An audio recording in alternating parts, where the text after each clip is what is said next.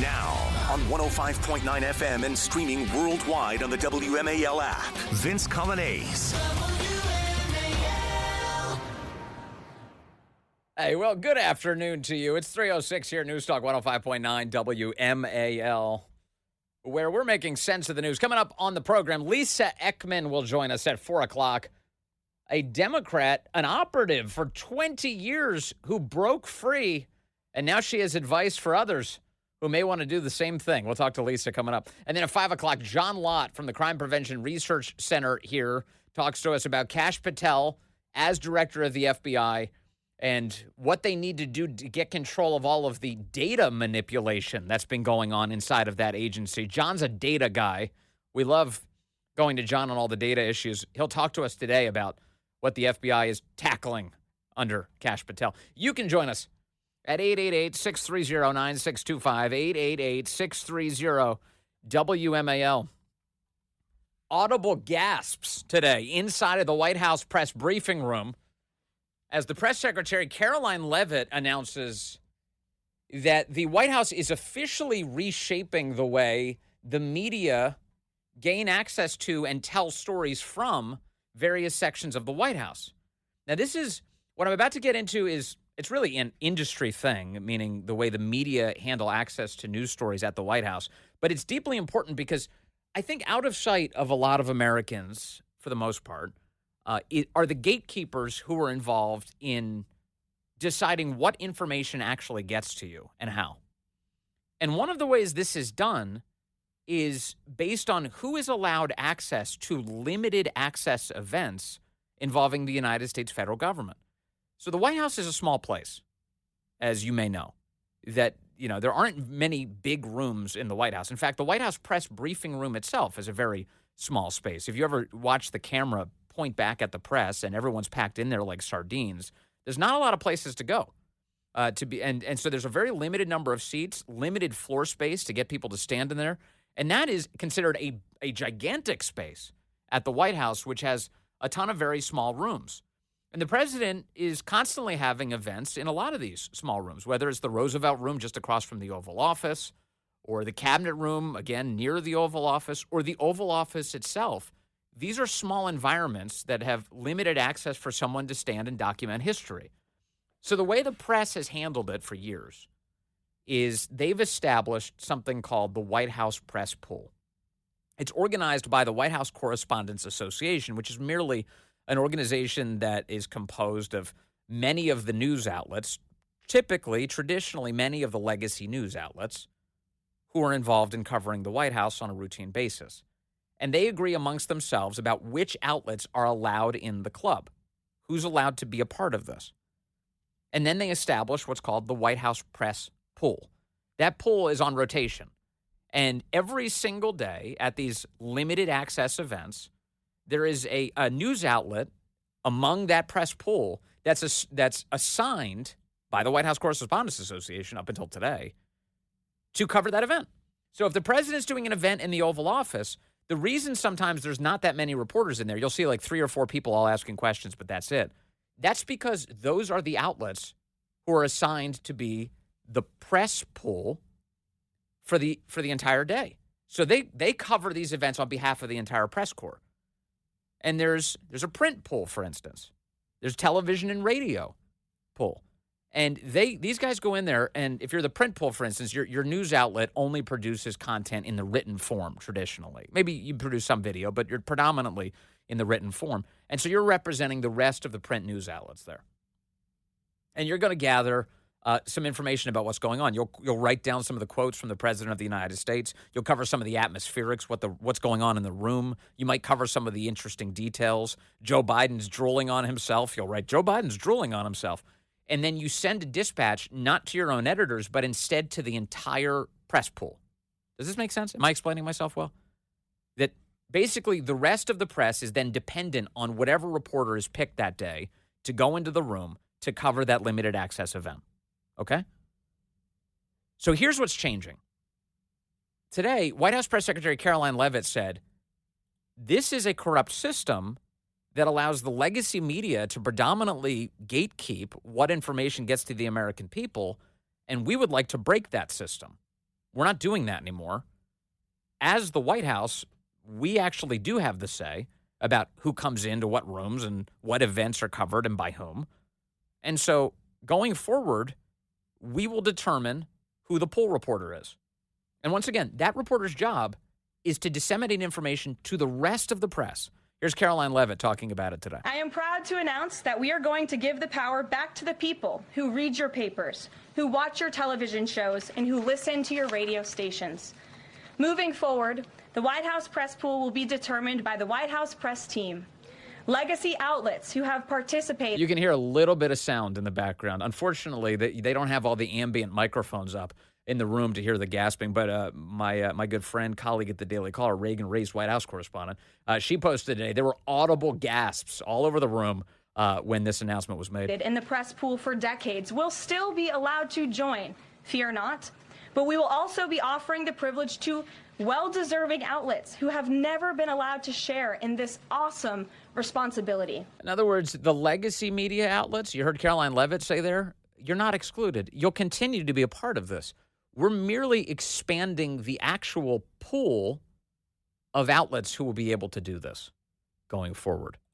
She offers more detail. As part of these changes, we will continue the rotation amongst the 5 major television networks to ensure the president's remarks are heard far and wide around this world. Yeah, so the TV networks, they have a television pool. They take turns putting cameras into these events, and then they share those feeds, those pool feeds, with the other television networks. So Caroline Levitt says that's not stopping. We will add additional streaming services which reach different audiences than traditional cable and broadcast. This is the ever-changing landscape of the media in the United States today. We will continue to rotate a print pooler who has the great responsibility of quickly transcribing the president's remarks and disseminating them to the rest of the world. And we will add outlets to the print pool rotation who have long been denied the privilege to partake in this experience, but are committed to covering this White House beat. Okay, so we're adding outlets. What does that sound like to you? It sounds like they're adding access to the White House. They're making these events more transparent. One of the obligations, by the way, of someone who's doing poll reporting by tradition, and certainly by expectation, I imagine, of the White House, you're not doing this for your own exclusive benefit. You're not going there just to gather information only for yourself. This is a scoop only for me, only for my outlet. I'm going to share it with my people. That's not what this is. Your job, if you're the poll reporter, is you're reporting on behalf of the entire press corps. So you're not keeping secrets from the rest of the press. You're sharing everything. You're sharing everything. Whatever dispatches you collect and send out, they go to everybody.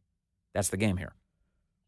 Caroline Levitt also says that the radio pool, which already exists, is going to expand. We will continue to rotate a radio pooler and add other radio hosts who have been denied access, especially local radio hosts who serve as the heartbeat of our country. How kind of you. And we will add additional outlets and reporters who are well-suited to cover the news of the day and ask substantive questions of the President of the United States, depending on the news he is making on that given day. Yeah, all right. So does any of this sound tyrannical to you? Fascistic? Anti-First Amendment in any capacity? Because the White House announcement today is, hey, no longer will the press be allowed to have a cartel that prevents other outlets from appearing here and from covering this. We will expand the access to the White House. That's the announcement today from the White House. Now, pay attention to the headlines you're going to see on this subject today. They're already coming out. Here's the New York Times. Literally just a second ago, they sent me a message. The White House said it would handpick the poll reporters who cover President Trump, breaking with decades of precedent. So this is a big scandal to the media cartel. It's a huge scandal. They thought they had this on lock, and they don't. They don't. So the White House plan is we're going to increase access. Here's another one where it's kind of it's not that complicated, but you can understand why people have justified the system as it exists now. Do you know that in order to ride on Air Force One with the President of the United States, that as a news outlet specifically, and I think there are other examples, but I'm just familiar with the news side of it, you have to pay for a first-class ticket to fly to wherever the president's destination is. So the cost of your travel to ride aboard Air Force One, to go, say, to a NATO summit, to go overseas, to any of these places, the news outlet has to pay for a first-class ticket for every person that they send. Now, I don't know about you. I don't traditionally even look at the prices of first-class tickets. But if you do, if you're flying, especially internationally, that is a very expensive ticket. In fact, it is so expensive that it is cost prohibitive for almost every single independent news outlet that's out there. And a lot of the news outlets that don't have that kind of money to just throw around. One of the realities, of course, of journalism is you never know what value that the events that are set to transpire will produce for your news outlet, just as a basic for the revenue model. You have no idea. Will this trip produce enough revenue to justify spending $10,000, $15,000, $20,000 to send a reporter overseas? Will it justify? And the answer to that for most news outlets is nope, it's not going to. Here's the difference.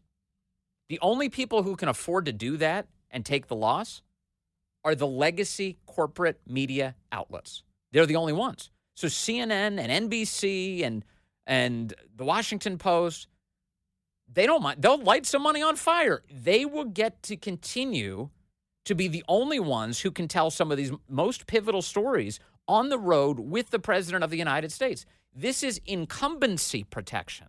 It is establishment media narratives only.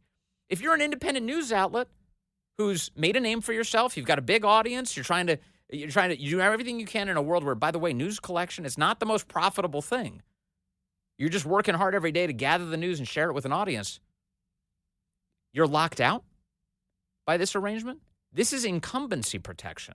This is establishment protection. And you can see why people mount defenses for it. Well, we don't want these news outlets to get a free ride aboard Air Force One. We shouldn't be just giving those away. They should be paying for this. And I get it. I get that impulse. But I'm here to tell you, having been on the news gathering side of this, I can't tell you how many times we just decided at the Daily Caller we couldn't send a reporter. We couldn't afford it. We couldn't afford it. So therefore, our audience was deprived of an opportunity on the basis of a prohibitive cost to cover the President of the United States. That flight's going whether or not that reporter's on it. Whether or not that reporter's on it. If it's going to go, it might be good to get some respectable reporters who are going to tell the truth on board the journey. That would be good. So that would be this would be, I think, a good additional change for the White House to make. If they can, I don't know if it's a function of law or just merely policy, but either way, whatever the system is that makes it like this, they should expand access to the president's travel and stop allowing the corporate media to control these stories. This is gatekeeping. This is how information is prevented from getting to you. Because what have we learned about these legacy news outlets? Are they oversharing with you? No, they're not. They're undersharing with you. They're selectively editing their presentations of the news in order to prejudice your view towards the events. That happens all the time. How many times do we do a segment on that subject? Here's what they're not telling you. Here's what they failed to mention. I've got stuff like this today, including the Democrats are out there claiming that the Republicans are cutting Medicaid and that poor people are going to be dying in the streets. This is the ridiculous talking points that they're groping for in the dark because they don't have anything right now that is hurting President Trump. You saw the polling this week. President Trump is as popular as he's ever been now in his 47th presidency of the United States. His policies are wildly popular, measuring upwards of the 70s and 80%. Stuff like no men in women's sports. Stuff like reciprocal tariffs on countries who impose tariffs on us. These are wildly popular. But our media is reticent to say that out loud because they're in the business of narrative construction on behalf of the Democrats, not on educating you on the realities of the world you live in. So to the extent that we can break this distortion filter, this corrupt media cartel, wonderful. And Caroline Leavitt framed it properly today when she says she's expanding access to other news outlets who have traditionally been blocked out by this cartel. She says we're giving the power back to the people. So where does that power come from? It comes from the information you are finally able to receive. And it comes from the fact that you voted for the very change that you're seeing right now. That's power to the people. It's 321. WMAL, making sense of the vote because elections have consequences. Download the WMAL app to stream us for free. Also, the White House Correspondents Association, again, it's just a gathering of mostly establishment news outlets. There are some exceptions. The Daily Caller is an exception. We're in that group. We've been there since 2010, 15 years now, fighting the good fight, but against a lot of headwinds. It's not like this organization is as pure as the driven snow. The Biden White House booted 442 reporters from the White House, got rid of their hard pass privileges. That is, that they can go and come anytime they'd like. They said, you're out. 442 of them, including the Daily Signal. They were banning all these reporters from attending. The White House Correspondents Association took a, quote, officially non-committal stance. Officially non-committal. Will it surprise you to find out that of those 442, they were mostly conservative-leaning outlets that were banned by the Biden White House? And the Correspondents Association didn't raise a stink. They just had a, quote, officially non-committal stance. Our friend John Hassan pointing this out today on X. But now today they release a statement angry that the White House press pool will include other news outlets, that coverage is expanding at the White House. Here's the statement. The move tears at the independence of a free press in the United States. It suggests the government will choose the journalists who cover the president. In a free country, leaders must not be able to choose their own press corps. They're angry. They're indignant about all of this. But they were perfectly fine. And, of course, this is the reason. They were fine with the inside arrangement, the one where Joe Biden had the questions written out for him from the news outlets who are supposed to be independently covering him. Remember that? President Biden would have photos of the reporter, the name written out, a pronouncer written under the name so that he would screw it up anyway, but they had a pronouncer there for him. Their news outlet. And then a verbatim question that reporter was about to ask him, because that's the way it's supposed to be done, right? No, it's not. We're breaking that cartel. That's right. Power to the people. Ahead on the program, the left is in desperate need of a new lie to tell about President Trump because all the old ones aren't working. That's ahead. News Talk 105.9 WMAL, making sense of the news. Hey, good afternoon to you. 3:35 here, News Talk 105.9 WMAL, where we're making sense of the news. Coming up, Lisa Ekman joins us at the top of the hour. She was a Democrat operative for over 2 decades, and she broke free. And she's got advice for you if you'd like to do that too, or maybe help someone out of the cult. Lisa joins us at 4 o'clock. And then 5 o'clock, John Lott is here from the Crime Prevention Research Center, the author of Gun Control Myths. We'll talk to him about what Kash Patel's FBI can do to end all of those data distortions that unfortunately happen inside of our government. And you can join us at 888-630-9625, 888-630-WMAL. We've been covering the left's feckless efforts to find a talking point to hurt President Trump with. They have been very unsuccessful in this first impressive month of the Trump presidency. They don't know what to do. And in fact, on all of their left-wing podcasts, they're even admitting to themselves amongst each other, like, we don't know what to do. We don't know what to do. How do we hurt him? They tried at one point to divide President Trump against Elon Musk. That didn't work. That's been a complete disaster. They went outside USAID and they were protesting. They said they were protesting on behalf of government inefficiency. They said, keep the government inefficiency. Keep the government inefficiency. Nobody wants that. Yeah, you keep doing that. Keep rooting on government inefficiency and see how that works out for you politically. They to the very bloody end, they've been fighting to keep men and women's sports. Ludicrously, the governor of Maine is protesting President Trump at an event where he's saying, let's protect women. And she's like, no, we're not protecting them. We're not protecting them. Our federal funding, we don't care about that. We're willing to give it up in order to abuse women in the state of Maine. It's madness. The governor of Wisconsin, you know that story? Have you seen what they're doing in Wisconsin? Tony Evers. He in law, they're changing the definition of mother to, I apologize for the following phrase, inseminated person. Tell me, is it possible to become more misogynistic and more dehumanizing than the modern American left? Is it possible? Really? You're gonna call mothers inseminated people?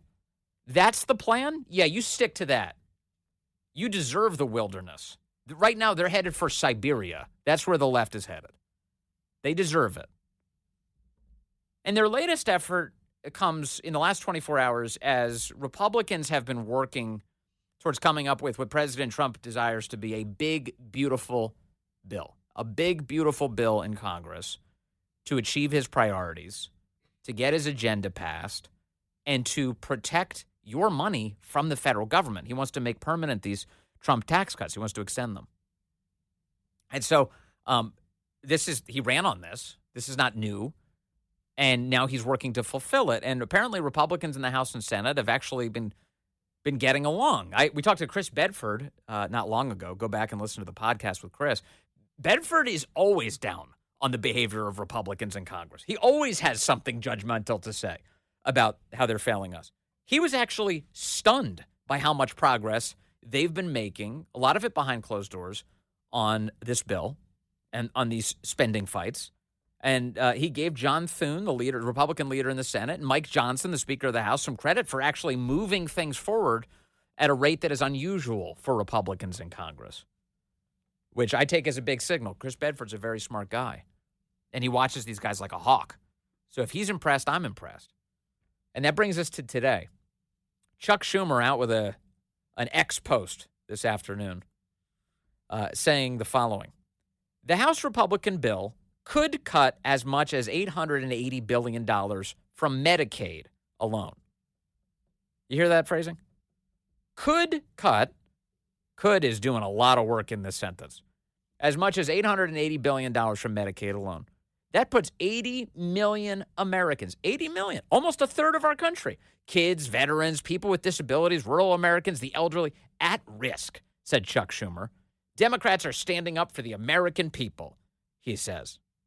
Really? You're standing up for us? You know what's funny about Chuck Schumer's X account? I didn't realize this until I started looking at it. First of all, he follows me for some reason. That's creepy. Don't follow me, Chuck Schumer.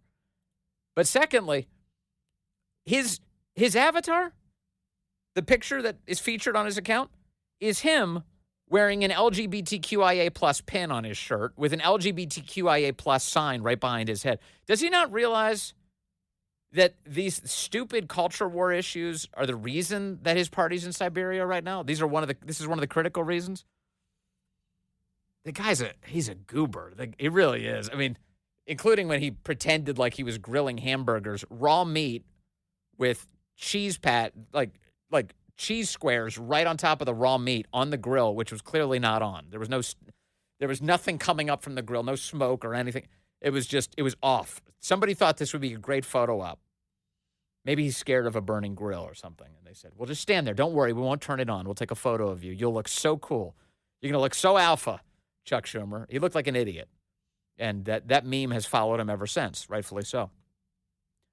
But Chuck Schumer is trying to invent a scandal for the Trump administration and for Republicans in Congress. They're going to cut Medicaid. They're going to kill poor people, the elderly, veterans. This is always the tactic, isn't it? Right? It's the push grandma off a cliff strategy where they cut a video. Remember, they did this years ago.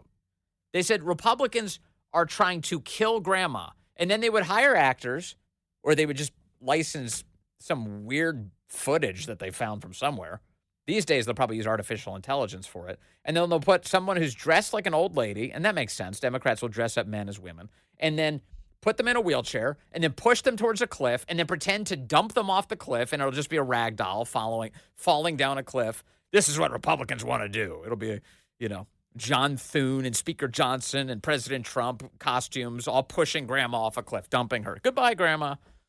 This is what they want to do. And this is oftentimes the space of last resort that Democrats retreat to. They're trying to cut your health care. They want you to die, say the Democrats, who in reality are the party of death. They're the party that supports assisted suicide, medically assisted suicide in the United States. They support having people kill you in the United States. It's the party of abortion, 1 million of those a year. Pretending like, oh, no, it's the Republicans who are the party of death. Great. The projection. And so that's the line from Chuck Schumer today. So now let us approach what the truth is on this subject, shall we? The plan that Republicans are presenting does not actually cut Medicaid. They are merely concern trolling that it might. Here's what Mike Johnson said yesterday, Speaker Johnson. He said, look, everybody needs to understand that the resolution is merely the starting point for the process. There's nothing about Medicaid in the resolution, said Speaker Johnson. The legislation comes later, so this is the important first start. Politico reports that the budget blueprint sets out a minimum of $880 billion in cuts from the House Energy and Commerce Committee. And a group of vulnerable House Republicans, they're blaming this on Republicans, has been arguing that the bulk of those reductions will have to come out of Medicaid, given that the panel has virtually no other options to make cuts of that magnitude. Separately, Speaker Johnson said he spoke Monday morning to another GOP holdout, that's Congresswoman Victoria Spartz of Indiana, who said yesterday she was opposed to the budget plan due to a lack of spending cuts. Johnson also says he has a voicemail into Kentucky Representative Thomas Massie. That's the congressman who literally wears the national debt on his lapel, on his pocket square. He has told fellow Republicans he doesn't support the plan. Yeah, probably because he doesn't think it cuts enough. He wants to dramatically cut the debt. And so you hear it from Speaker Johnson, and they've been talking to these Republicans overnight too. They're not planning on cutting Medicaid. Now, is that to say that there's no savings to be found in Medicaid and Medicare? No, it's not. Because it turns out there are dramatic savings to be found inside of Medicare and Medicaid that won't deprive anybody of health care. Back in 2023, CNBC conducted a full-blown report on this subject, and where they revealed that taxpayers are losing more than $100 billion every year to Medicare fraud alone. $100 billion. Now, these days, the left will act like there's no such thing. Fraud? No. Or if there's fraud, there's very little. How dare you even take a look at Medicare and Medicaid? But back in 2023, which I should point out is the year after a midterm, so the political damage was seen as less consequential at the time, they ran a piece, CNBC ran a piece, Inside the Mind of Criminals, how to brazenly steal $100 billion from Medicare and Medicaid. A year. This is March of 2023. Take a listen to this report, and Contessa Brewer is the journalist on this CNBC news package. This is the face of healthcare fraud in America. A Miami businessman smiling as he counts stolen Medicare money in this video secretly recorded by a government informant. From sham storefronts to empty offices billing the government for Medicare. What is this business? To buried millions in cash. The business of stealing Medicare and Medicaid dollars has never been as brazen. What are we talking, $100 billion? That's probably a conservative number. Why Medicare fraud? It's easy. It's unbelievable. It's very easy. You can hear there that's a criminal who is disguising his voice, or NBC disguised his voice for him. He's wearing like a full hood, he's like an Antifa outfit with sunglasses. He's dressed up as Antifa. He's got his sunglasses on. They did a voice modulation on the guy, and they asked him, why Medicare? He goes, because it's so easy. It's outrageous. And the expert that they consult with, a guy from the National Healthcare Anti-Fraud Association, so that is kind of their business, says that $100 billion, that's a conservative annual estimate for the money that's being stolen by this fraud. And what you have is you have criminals who are charging the federal government for medical device sales oftentimes, and they're not actually selling anything. They're just billing the government. And the government, because it's completely incompetent, is giving away your money to the tune of well over $100 billion a year. Now, is any of this being caught? Yes, some of it is. Some of it is. But even that NBC News package points out that if for every dollar of enforcement that's being spent, they're getting $11 in returns. Well, that sounds like a great deal. So why don't we spend more on enforcement? If we're going to spend anything, why don't we spend in such a way that we save ourselves money? If we spend money on enforcement and stop the fraud. A lot of that is going on. And you've had people right here in Washington who've been a part of Medicaid, Medicare fraud schemes who've been connected with all of this. Remember Bob Menendez, who's now been found guilty, Gold Bar Bob? He originally went to trial on a Medicare, Medicaid fraud scheme. There was a hung jury in that case, but it involved his ophthalmologist friend, Solomon Melgen, a big donor of his, overbilling the United States federal government to enrich himself. He was pretending to buy vials of medicine that he wasn't actually buying. He was buying something like a third of the actual vials. He just kept duplicating their use among other patients. And then he would bill the federal government to obscene levels for medicine that wasn't actually being purchased, and he would pocket all the cash. That's what we mean when we say waste, fraud, and abuse. And you have that guy, Bob Menendez was the head of the Senate Foreign Relations Committee. That's about as powerful as you can get. And he's in on the game. He's in on the scam. That guy whose voice was concealed, CNBC talked to him. He goes by Julio. They picked a stereotypical Hispanic name for the guy. He's Julio. And here's what he had to say. This man, we'll call him Julio because he wants to conceal his identity. Julio admits he knows a lot about stealing from Medicare because it was his entire life for many years in Miami. Why His entire Medicare fraud? life. Like, why was that alluring to you as compared to other ways, maybe even illicit ways to make money? It's easy. Did someone teach you how to game the system? A friend of mine, yeah, he teach me. One day he called me and says, look, I do this. Are there a lot of people who are willing to break the law? A lot of people. You'll be surprised for money. They'll do anything. Is there a lot of money to be made? A lot of money. Millions of dollars they make. How much? Millions of dollars. How did that stack up, the risk versus the reward? The reward, it was excellent. The reward was excellent, he said. Yeah, that cost benefit was easy, explains the guy with the voice changer. Yeah, it was so easy. The government is so stupid. Did you hear what he said? Millions of dollars a week was the Medicare fraud scheme that he was running. And I don't even know what happened to Julio. Julio obviously was a free man at the time of this interview in 2023. He's sitting in an interview arrangement. It was a remote interview, but they're both sitting in chairs, and the lighting is set just so. It's designed to conceal his identity, and he's got his Antifa clothes on. NBC talking to him. Millions of dollars a week. And the conservative estimate is that Medicare and Medicaid fraud accounts for well over $100 billion a year in the United States. So are you going to sit there with a straight face and say, there's nothing we can fix?